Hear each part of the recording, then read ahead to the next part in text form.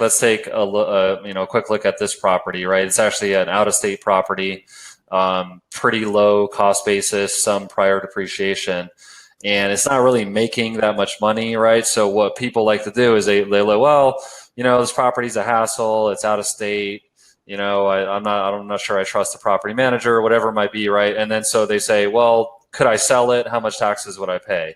And so then it comes into this recaptured depreciation tax. And when you list that on a tax return for somebody that has $600,000 in W-2 income, it's not pleasant. They're not excited to sell the property, especially after they got to pay the realtor.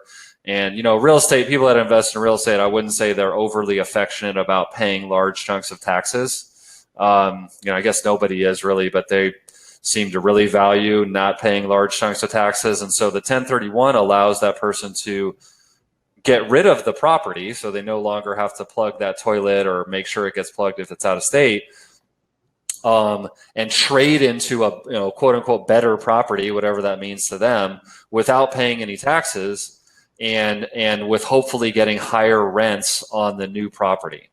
So it is something you need to teamwork with a qualified intermediary, which is called an accommodator. So that might be one of your guys. We really encourage you guys to build a dream team, in your local community, like Adam has, with 2-3 contacts for each type of service provider. But you might want to look at reaching out to a well-respected accommodator in your area, or maybe even not in your area, and get that as a contact. Because if you have people with appreciated property that don't want to pay all the taxes on sale, they can really it could be a big part of their strategy